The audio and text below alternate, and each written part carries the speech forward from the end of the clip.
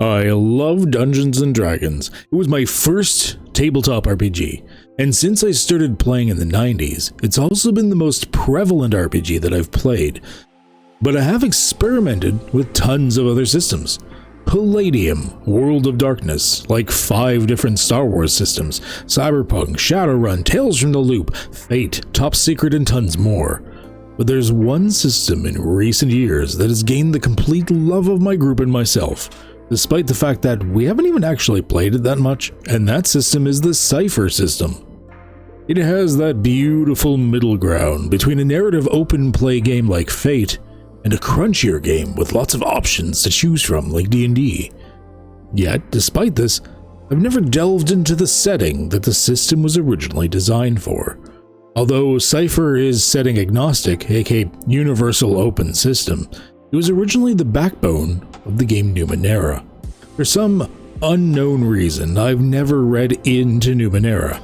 I don't know why. There's just something about when I first heard about it that I think it was different in my head than what the system's actually all about. That brings me to relatively recently. You see, I'm a huge science and sci-fi nerd, more so than fantasy. However, the majority of the groups that I run games for prefer a fantasy setting. They like the trappings of a simple village, dungeons, monsters to fight, etc. As a result, Dungeons & Dragons is still very much our default, and there's nothing wrong with that. But then randomly, one day I decided to actually read the synopsis of what Numenera is all about. Holy shit, why have I not been running this setting for my games? On top of the series for the other settings I enjoy, like Eberron for Dungeons & Dragons, I'd love to do videos in the setting of Numenera. Now, little disclaimer here, I know Monty Cook Games is a little tighter on their intellectual property rights than Wizards of the Coast, so there's only so deep I can go into some of these videos. However, I hope that if by some miracle Monty Cook or his minions see this video, that they'll see all I'm doing here is giving you a taste of the awesomeness that is this setting, so that you want more. Because I'll tell you now, the books are worth it. The art, the formatting, the storytelling, all the little details are fantastic.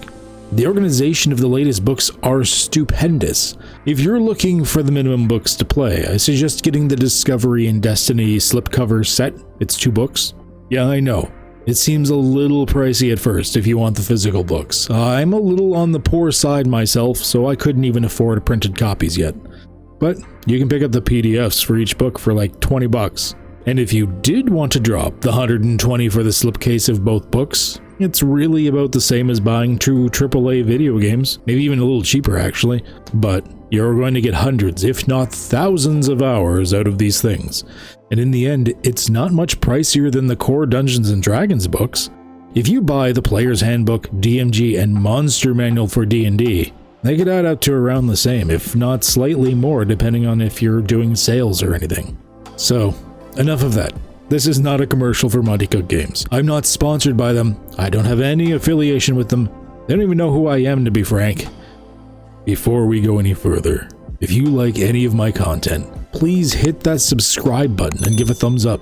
If I can get to the point where this channel becomes monetized, maybe I can focus on it and have even a better quality than I do now. That'd be awesome. So, spread the word around however you can. Maybe tell them I show pictures of boobs or something. I mean, I normally don't, but they don't have to know that as long as it gets them there. Now, let's get into Numenera. But before I do, let's get into Monty Cook. I mean, like, let's get into the story of Monty Cook, not actually into Monty Cook himself. You know what, let's just continue. Monty Cook is well known in the RPG community. He was responsible for some of my favorite D&D products from the old days like the Planeswalker's Handbook and Dead Gods.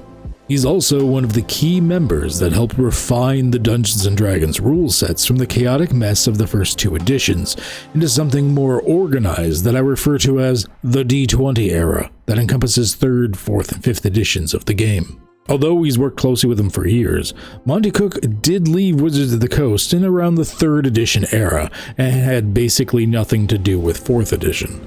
Instead, he worked on other RPG projects and even wanted to focus on storytelling and fiction writing for a while. Monty Cook temporarily came back to Wizards of the Coast to originally be on the board of initial design for the 5th edition of Dungeons & Dragons, and I'm sure he helped with the initial shaping steps.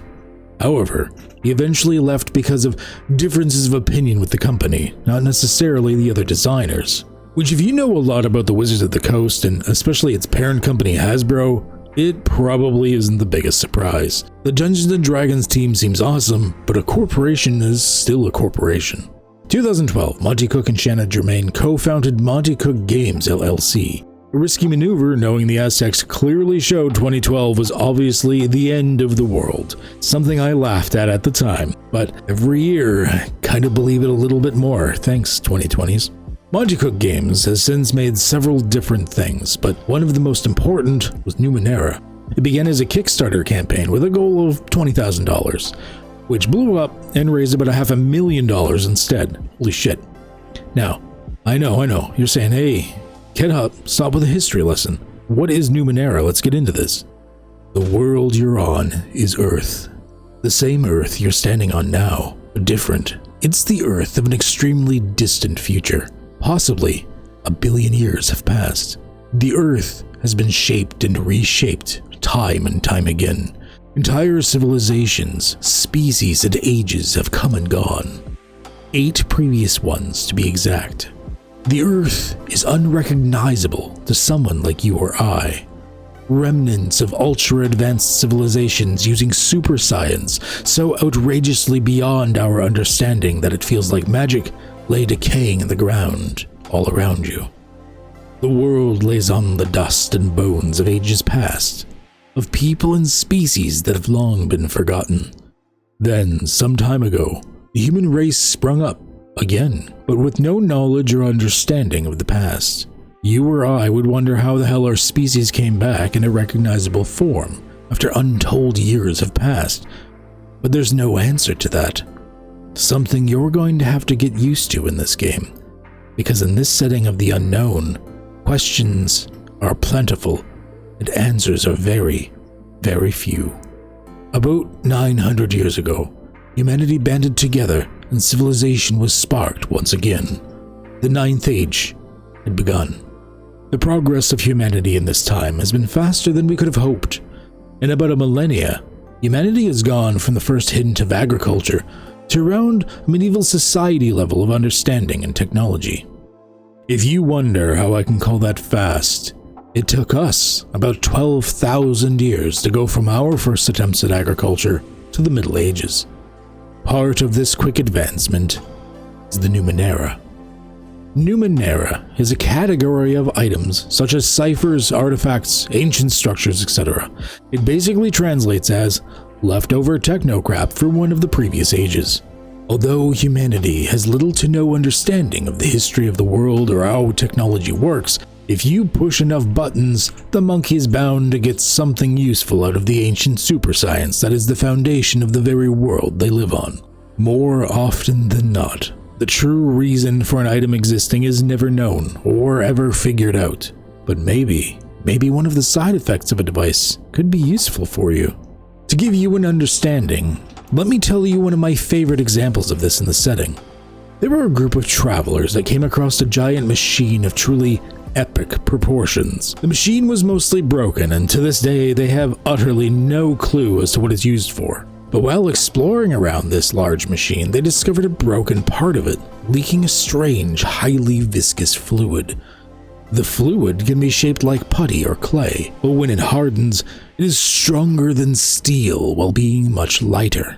They use that strange leaking stuff to build a city. No one knows what the fluid is. Hell, maybe it's secretly a toxic byproduct like some sort of machine poop for all they know. They poked and prodded long enough that they got something useful out of it. The world of the 9th Age is a medieval society for all intents and purposes. Farmers farm, lords control the lands, there are kings, barons, you name it. They don't even know humanity has existed one or more times before. Their understanding of history is non-existent. Their understanding of the basic sciences is extraordinarily primitive and riddled with superstitions and belief in the supernatural.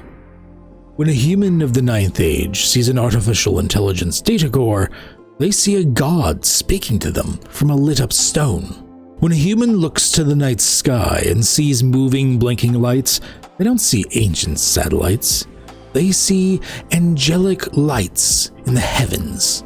Numenera is a sci-fi in the trappings of a fantasy, or fantasy in the trappings of a sci-fi. Whatever, it's science fantasy. Super science, alternate dimensions, and advanced technology so mind-boggling beyond anything we could achieve that we could barely even experience the side effects of its true intent. And then there's the world itself, Earth. 1 billion years is a long time. The continents have drifted back together into one supercontinent, of which humanity has really only explored a small bit in the southwest corner.